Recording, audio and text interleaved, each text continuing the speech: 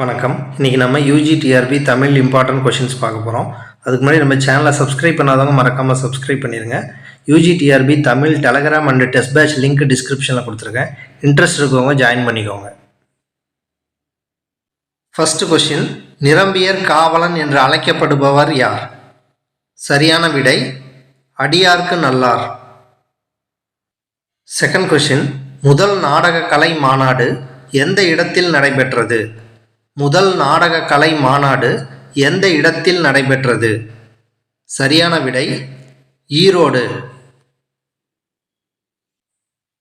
Third question, TK. சண்முகத்துக்கு ஔவை சண்முகம் என்ற பட்டத்தை வழங்கியவர் யார்? சரியான விடை RK. Shanmugam. Fourth question, Mullaipattu Mullai என்னும் பெயரிலும் வழங்கப்படும் என்று கூறியவர் யார்?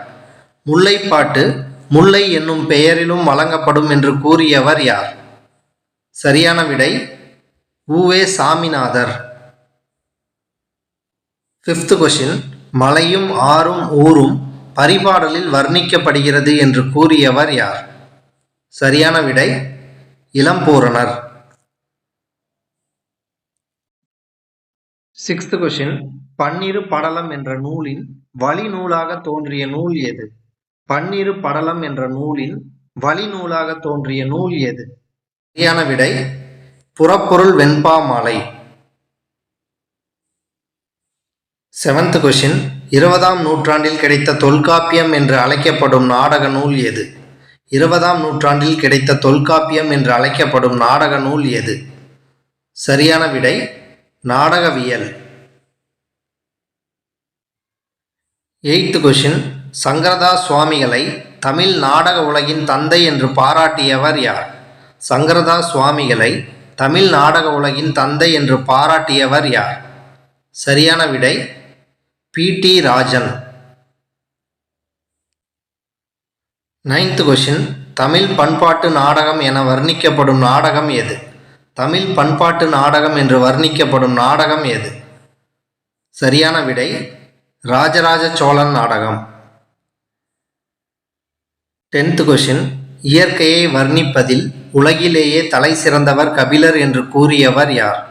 இயற்கையை வர்ணிப்பதில் உலகிலேயே தலை சிறந்தவர் கபிலர் என்று கூறியவர் யார்? சரியான விடை தனிநாயகம் அடிகள். 11th கொஷின், சிறகுகள் என்ற புதினத்தை எழுதியவர் யார்? சிறகுகள் என்ற புதினத்தை எழுதியவர் யார்? சரியான விடை வாசந்தி. 12th கொஷின், பொன்னியின் செல்வன் என்ற புதினம் எத்தனை பாகங்களை கொண்டது? பொன்னியின் செல்வன் என்ற புதினம் எத்தனை பாகங்களை கொண்டது? சரியான விடை 5 பாகங்கள். 13th கொஷின், நாடக திலகம் என்று அழைக்கப்படுபவர் யார்? நாடக திலகம் என்று அழைக்கப்படுபவர் யார்? சரியான விடை பம்மல் சம்பந்தம். 14th கொஷின், பொறாமையினை பாவி என்று கூறும் இலக்கியம் எது? பொறாமையினை பாவி என்று கூறும் இலக்கியம் எது? சரியான விடை திருக்குறள். 15th கொஷின், சங்கரதாஸ் சுவாமிகளை நாடக உலகின் இமயமலை என்று பாராட்டியவர் யார்? சங்கரதாஸ் சுவாமிகளை நாடக உலகின் இமயமலை என்று பாராட்டியவர் யார்? சரியான விடை கலைவாணர் என்.எஸ். கிருஷ்ணன்.